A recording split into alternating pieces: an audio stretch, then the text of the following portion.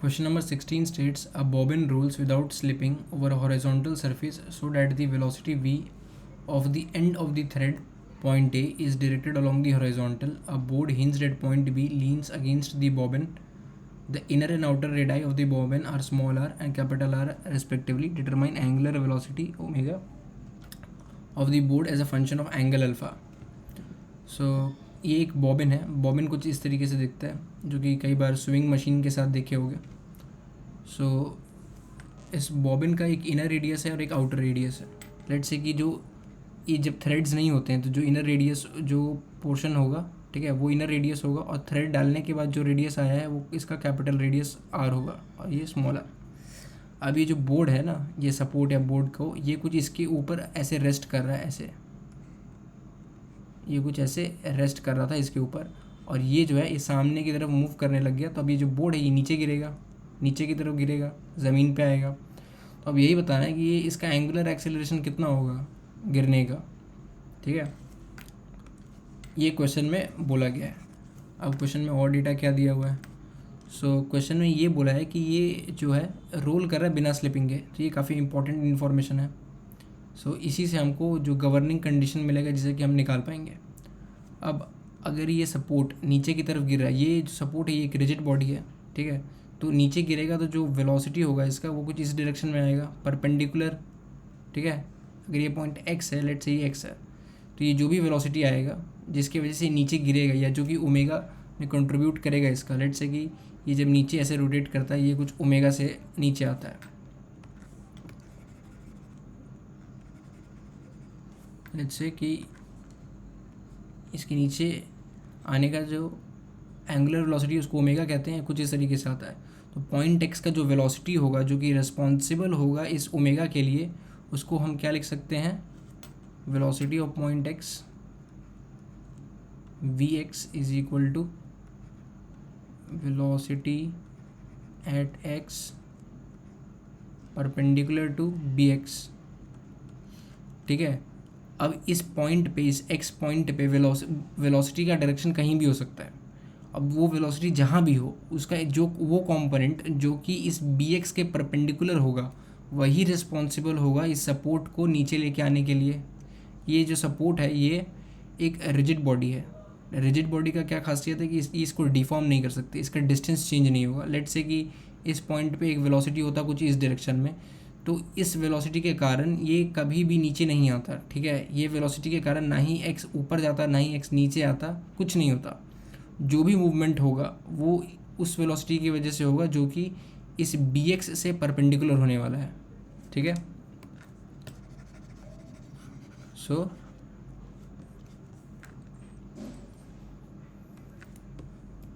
Let's say कि ये एक सिलेंडर है, ये वही बॉबिन है. ठीक है, और कह रहे हैं कि ये प्योरली ट्रांसलेट कर रहा है. ठीक है, यानी सिर्फ ये आगे की तरफ जा रहा है. तो अगर ये सिर्फ आगे की तरफ ट्रांसलेट कर रहा है तो हर पॉइंट पे, और वी वेलोसिटी से जा रहा है, तो हर पॉइंट पे, चाहे वो सेंटर ऑफ मास का पॉइंट हो या कोई पेरिफेरी का पॉइंट हो या कोई इंटीरियर का पॉइंट हो, सब के सब का जो वेलोसिटी है सबका मैग्नीट्यूड सेम होगा v. ठीक है, और सबका डायरेक्शन क्या होगा, जिस डायरेक्शन में मोशन हो रहा है उस डायरेक्शन में पॉइंट करेंगे. ये हो गया प्योर ट्रांसलेशन का केस. ठीक है, इसमें सारे पॉइंट्स का जो भी इस बॉबिन पे हैं उन सब का जो वेलोसिटी का मैग्नीट्यूड होगा वो सेम होगा और सबका डायरेक्शन भी सेम होगा. अब एक केस लेते हैं प्योर रोटेशन का. प्योर रोटेशन में क्या होता है कि जब हम सेंटर ऑफ मास पे बैठ जाते हैं तो सारा पॉइंट सेंटर ऑफ मास के अबाउट रोटेट करता है. तो लेट्स से कि ये यहाँ पे एक पॉइंट है. ठीक है, ये एक पॉइंट है, ये तो अगर ये सेंटर ऑफ मास के अबाउट रोटेट करेगा तो ये इस रेडियल डिस्टेंस के परपेंडिकुलर डायरेक्शन में ही वेलोसिटी होगा. लेट्स से इसका जो रोटेशन का सेंस है वो कुछ क्लॉकवाइज है, क्लॉकवाइज सेंस में ये रोटेट कर रहा है. ठीक है, तो ये जो वेलोसिटी होगा, लेट्स से ये कुछ r1 है, तो इसका वेलोसिटी का मैग्नीट्यूड होगा r1 टाइम्स ओमेगा. सिमिलरली जो टॉप में पॉइंट है इसका क्या वेलोसिटी होगा, ये रेडियल डिस्टेंस के परपेंडिकुलर होगा, ये कुछ इस तरीके से. और लेट्स से इसका जो रेडियस है, ठीक है, जो इसका ये टोटल रेडियस है वो r है, तो इसका मैग्नीट्यूड क्या हो जाए r टाइम्स ओमेगा. सिमिलरली क्योंकि इस डायरेक्शन में रोटेट कर रहा है, जो बॉटम पॉइंट है उसका वेलोसिटी क्या होगा, उसका वेलोसिटी अपोजिट डायरेक्शन में r ओमेगा हो जाएगा. इसी तरीके से किसी भी पॉइंट पे अगर मेरे को वेलोसिटी निकालना है तो मैं वहाँ से जो रेडियल डिस्टेंस है उस पॉइंट का वो टाइम्स ओमेगा जो कि इसके एंगुलर वेलोसिटी का मैग्नीट्यूड है उससे मल्टीप्लाई करूँगा और मुझे मिल जाएगा। ये प्योर रोटेशन का केस है। अब यहाँ से एक इंपॉर्टेंट फिनोमेना होता है, अगर मैं इन दोनों मोशंस को एक दूसरे के ऊपर सुपर इम्पोज कर दूँ, यानी अगर एक ऐसा बॉडी है सिलेंड्रिकल ये बॉबिन, अगर ये दोनों मोशन एक साथ कर रहा हो यानी प्योर ट्रांसलेशन भी कर रहा है प्योर रोटेशन भी कर रहा है, तो क्या होगा? तब हम क्या करेंगे कि हम वेलोसिटीज़ को सुपर इम्पोज करेंगे। ठीक है, सेंटर ऑफ मास के बारे में सोचो। सेंटर ऑफ मास, यहाँ पे सेंटर ऑफ मास रेस्ट पे है, क्यों? क्योंकि खुद के अबाउट रोटेट करेगा तो उसके वजह से उसका कोई वेलोसिटी नहीं होगा। ठीक है, क्योंकि किसी भी पॉइंट का हम लोग वेलोसिटी कैसे निकालें? ठीक है, जो रेडियल डिस्टेंस है उस पॉइंट का centre of mass R times omega. तो लेट्स से ओमेगा कुछ है, लेकिन क्योंकि सेंटर ऑफ मास खुद से तो जीरो डिस्टेंस पे है ना, तो सेंटर ऑफ मास का कोई तुम्हारा वेलोसिटी प्योर रोटेशन की वजह से नहीं आएगा, क्योंकि सब कुछ सेंटर ऑफ मास के रिस्पेक्ट में देखा जा रहा है। यहाँ पे सेंटर ऑफ मास के पास अगर कोई वेलोसिटी आएगा तो किस की वजह से आएगा? ये प्योर ट्रांसलेशन की वजह से आएगा। लेट्स से कि आगे बढ़ रहे हैं लोग वी वेलोसिटी से, तो सेंटर ऑफ मास का वेलोसिटी क्या होगा? सेंटर ऑफ मास का वेलोसिटी होगा v is equal to V C. ठीक है, टॉप मोस्ट पॉइंट पे क्या होगा? टॉप मोस्ट पॉइंट पे दो वेलोसिटी आएगा। पहला तो प्योर ट्रांसलेशन की वजह से एक वेलोसिटी आ गया v, ठीक है, जो कि वी सी के बराबर है वेलोसिटी ऑफ सेंटर ऑफ मास, और एक रोटेशन की वजह से आ गया। लेट्स से उसको वी आर कहते हैं, या वी आर नहीं आर ओमेगा कहेंगे। ठीक है, आर ओमेगा इस डायरेक्शन में, क्योंकि लेट्स से कि वो इस तरीके से रोटेट कर रहा है और इस डायरेक्शन में मूव कर रहा है। सिमिलरली बॉटम पॉइंट पे क्या होगा? बॉटम पॉइंट पे वी सी प्योर ट्रांसलेशन और आर ओमेगा यहाँ पे आएगा। ठीक है, आर ओमेगा जो है प्योर रोटेशन की वजह से आ रहा है। तो अब यहाँ पे एक कंडीशन होता है प्योर रोलिंग का। प्योर रोलिंग में क्या होता है कि जो पॉइंट ऑफ कांटेक्ट होता है, लेट्स से ये पॉइंट है ए, ये पॉइंट है सी सेंटर ऑफ मास, और ये ऊपर जो टॉप मोस्ट पॉइंट है ये है बी। तो प्योर रोलिंग के केस में क्या होता है कि जो पॉइंट ऑफ कांटेक्ट है जो सरफेस से जुड़ा होगा, जैसे ए, प्योर रोलिंग में क्या होता है कि वेलोसिटी ऑफ ए ये होगा ज़ीरो। ठीक है, ये एक इम्पॉर्टेंट क्राइटेरिया है प्योर रोलिंग के लिए कि जो भी पॉइंट ऑफ कांटेक्ट होगा उसका वेलोसिटी उसको ज़ीरो होना पड़ेगा। तो ए का वेलोसिटी क्या है? ए का velocity V, velocity of centre of mass in positive X direction minus R omega, ठीक है, इज इक्वल टू ज़ीरो। तो यहाँ से निकल के आता है कि velocity of centre of mass is nothing but the total radius times angular velocity of the bobbin. तो velocity of centre of mass जो निकल के आता है वो है आर ओमेगा। ठीक है, सो यहाँ से मेरे को क्या पता चला कि वेलोसिटी ऑफ पॉइंट ए है zero, velocity of point B है आर ओमेगा, या फिर R omega plus R omega, क्योंकि velocity of centre of mass जो है वो आर ओमेगा के इक्वल है और ये है आर ओमेगा। तो वेलोसिटी ऑफ पॉइंट बी क्या होगा? वेलोसिटी ऑफ पॉइंट बी क्या होगा?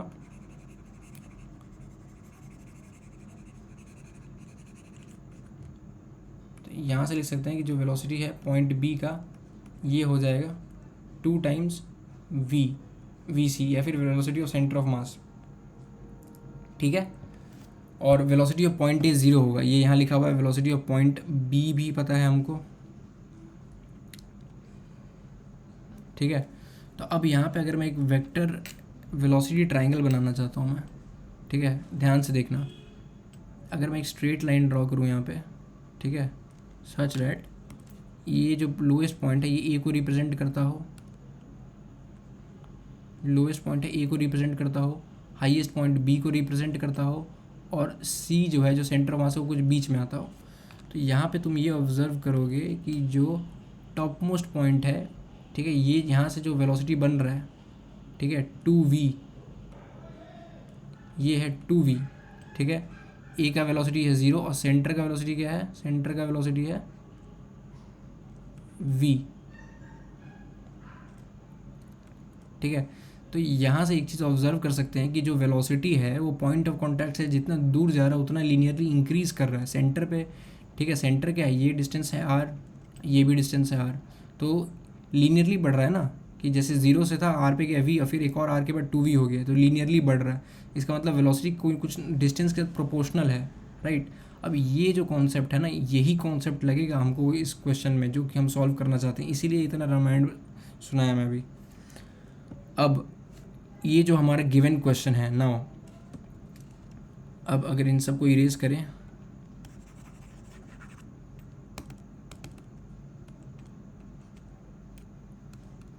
अब लेट्स से कि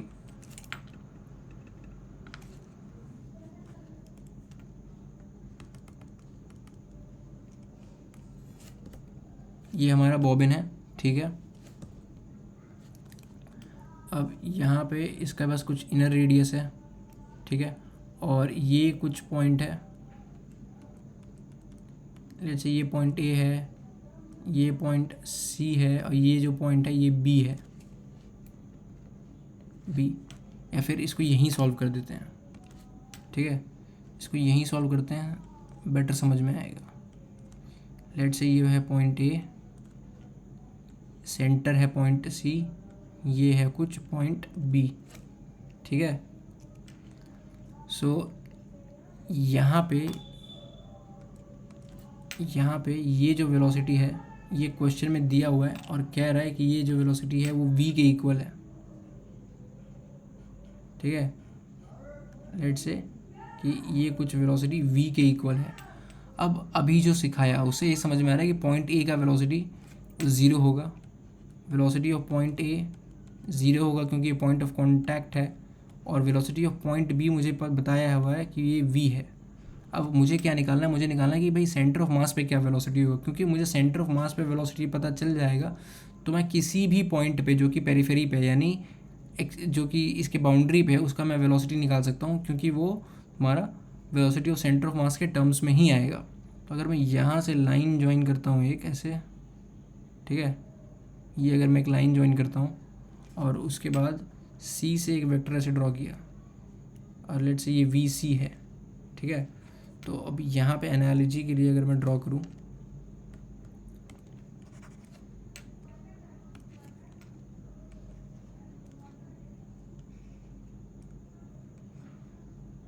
ठीक है, तो ये हमारा कंसर्न्ड ट्रायंगल बन गया। ये लेट्स से ये पॉइंट बी है, ये पॉइंट सी है, ये है पॉइंट ए। इस ए में और इसे में कंफ्यूज होने की ज़रूरत नहीं है, ठीक है। लेट्स से ये ए डैश है, इसको ए डैश ले लो, और ये पॉइंट बी है, इसको ए डैश बी डैश ले लो, ठीक है। तो इसमें कंफ्यूज होने का कोई कुछ है नहीं, जैसे एक नोटेशन था जो कि मैं ध्यान नहीं दिया और ले लिया। सो लेट्स से ये बी डैश है, ये ए डैश है, ये पॉइंट सी है, तो इसका वेलोसिटी जो है वी है कुछ इस तरीके से, ये वी सी कह सकते हैं। लेट्स से ये एंगल है थीटा, ठीक है। तो अब क्या हो रहा है यहाँ पे, ये जो डिस्टेंस है सी से लेके ए डैश तक, ये तो कैपिटल आर है ना, ये तो कैपिटल आर है, और सी से लेके बी तक क्या है, स्मॉल आर। मैं अगर लिखूँ यहाँ पे, ये जो डिस्टेंस है ये है स्मॉल आर, और ये जो डिस्टेंस है ये है कैपिटल आर, ठीक है। सो अब इस ट्रायंगल में मैं tan थीटा का अगर इक्वेशन लिखूँ तो इससे मैं देख सकता हूँ कि V C by capital R is equal to V by R plus R. Simple tan theta perpendicular by base, ये परपेंडिकुलर बाई बेस, यहाँ से वी सी निकल के आता है R by R plus R times V. ये पहला equation है जो इस क्वेश्चन में हमको मिला है, ठीक है। कि अब मुझे पता है कि सेंटर ऑफ मास का वेलोसिटी क्या है। सो अब मुझे पता है कि सेंटर ऑफ मास का वेलोसिटी क्या है।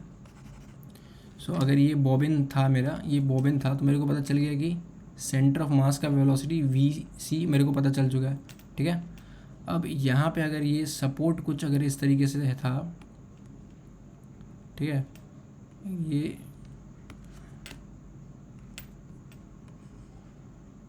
लेट्स सी ये, ठीक है। सो ये जो सपोर्ट है यहाँ पे, ये एंगल कुछ अल्फ़ा बना रहा था, मुझे वी सी पता चल गया। तो वी सी पता चलने से क्या होगा, अब मैं इस पॉइंट का जो है वेलोसिटी निकाल सकता हूँ। कैसे निकाल सकता हूँ, ये पॉइंट सी है तो इस पॉइंट पे लेट्स से ये पॉइंट एक्स है, इस पॉइंट पे दो वेलोसिटी होगा, एक लीनियर जो ट्रांसलेशन की वजह से आएगा वी सी जो कि सेंटर ऑफ मास के जो वेलोसिटी उसी के इक्वल होगा, दूसरा जो है रोटेशनल की वजह से आएगा जो कि परपेंडिकुलर होगा, ये भी हो जाएगा वी सी। क्यों, क्यों होगा ये वी सी के इक्वल? क्योंकि ये एक्चुअली है क्या, ये आर ओमेगा है, ठीक है। R omega velocity of centre of mass के ही इक्वल होता है, राइट।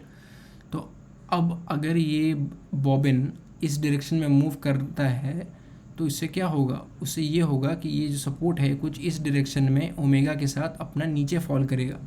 नीचे फॉल करने से क्या होगा, तो नीचे फॉल करने से अल्फ़ा चेंज होगा, ठीक है। और मुझे ये ओमेगा जो है फाइंड करना है और अल्फ़ा के टर्म्स में ही रिप्रेजेंट करना है। तो इस पॉइंट एक्स पे जो वेलोसिटी होगा इसके नीचे गिरने के जो इसका कारण बनेगा वो वही वेलोसिटी होगा जो कि इस पॉइंट के परपेंडिकुलर होगा, इस रेडियल डायरेक्शन में होगा, राइट।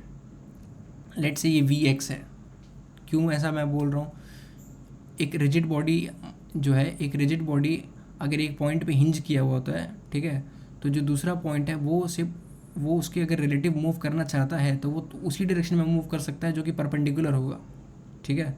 रिजिड बॉडी का ये मतलब है कि जैसे अगर ये लेट से ये कुछ ओ पॉइंट है तो ओ एक्स का जो डिस्टेंस है ये चेंज नहीं हो सकता। तो अगर ओ एक्स का डिस्टेंस चेंज नहीं हो सकता इसका मतलब ये इस ओ एक्स के अलॉन्ग आगे नहीं बढ़ सकता, या तो ये लंबा नहीं हो सकता तो छोटा नहीं हो सकता। तो ये जो एक्स पॉइंट है ये ओ के रिलेटिव में कैसे मूव करेगा, जब ये एक सर्कल में मूव करेगा, यानी कैसे जाएगा, ये से परपेंडिकुलर मूव करना पड़ेगा हर पॉइंट पे, ठीक है। इसीलिए जो वी एक्स है जो इस के एंगुलर वेलोसिटी का कंपोनेंट होगा वो इसके परपेंडिकुलर होगा। अब मुझे पता है कि जो टोटल वेलोसिटी है इस पॉइंट पे एक्स पे वो वी सी है, और वो वी सी एक ओ एक्स के अलॉन्ग है और एक हॉरिजॉन्टल डायरेक्शन में है। तो इनका जो कंपोनेंट होगा इस डायरेक्शन में, एक्स सी डायरेक्शन में, यही वी एक्स देगा, ठीक है। सो अगर यहाँ पे ये एंगल अल्फ़ा है तो ये एंगल क्या होगा, ये भी अल्फ़ा हो जाएगा। तो ये वी सी का एक कंपोनेंट इधर चला जाएगा, इधर चला जाएगा, ये क्या हो जाएगा वी सी कॉस अल्फ़ा, और एक वी एक्स क्या किसके इक्वल हो जाएगा, वी सी साइन अल्फ़ा के, ठीक है। तो अगर दो डायरेक्शन में ऐसे लूँ, ठीक है, दो डायरेक्शन अगर मैं ऐसे लूँ, ये एक्स है, ठीक है, और ऐसे ऊपर जा रहा है ये सी है, तो इस डायरेक्शन में क्या वेलोसिटी आया, ये आया वी सी साइन अल्फ़ा, और इस डायरेक्शन में क्या वेलोसिटी आया, V C plus V C cos alpha, ठीक है। तो ये जो वेलोसिटी है इस वेलोसिटी के कारण ये जो बोर्ड है ये नीचे नहीं गिर रहा। जो नीचे गिरने का जो कारण है, जो मेन वेलोसिटी है जो इंस्टिगेट कर रहा है, जो ओमेगा को राइज कर रहा है, वो ये वी सी साइन अल्फ़ा है, ठीक है। तो अब अगर मुझे निकालना है omega board is equal to V X, ठीक है, डिवाइडेड बाई जो लेंथ है बी है, ठीक है, ये जो लेंथ है ओ एक्स, ये लेट से ये जो डिस्टेंस है ये एक्स डिस्टेंस है कुछ, ठीक है, ये कुछ एक्स डिस्टेंस है। सो यहाँ पे इस ओ को हटाते हैं, वी एक्स बाई एक्स करते हैं। अब हमको क्या फाइंड करना है, वी एक्स फाइंड कर चुके हैं अपने, वेलोसिटी एक्स क्या है, वी सी साइन अल्फ़ा के इक्वल है, ये है वी सी साइन अल्फ़ा के इक्वल मिल गया हमको। अब हमको सिर्फ एक्स फाइंड करना है, यानी distance of this point O, distance between the point O and point X, right. तो वो हम यहाँ पे एनालाइज करते हैं, लेट से, या फिर यहाँ पे भी कर सकते हैं।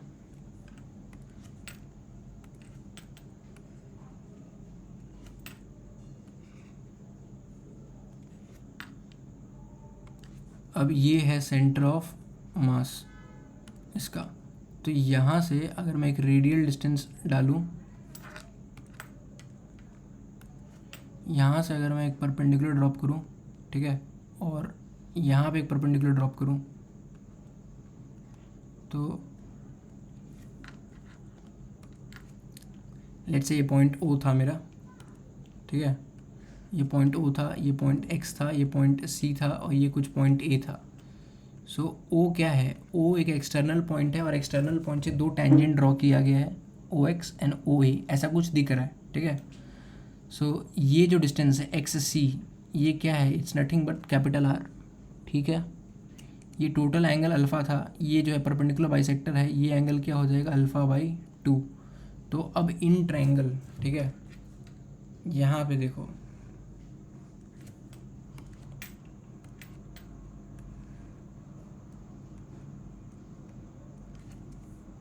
यहाँ पे देखूँ मैं, तो अगर मैं यहाँ लिखूँ in triangle O C x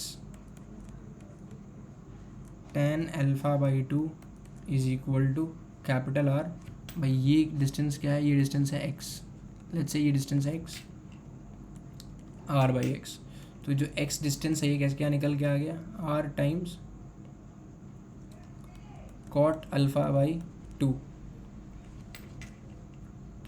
तो अब ये जो वैल्यू निकल के आया है, इस वैल्यू को अगर हम इस प्रीवियस इक्वेशन में पुट कर दें तो हमको हमारा आंसर जो है डिज़ायर्ड आंसर मिल जाएगा। सो यहाँ से अगर हम लोग पुट करते हैं, ठीक है,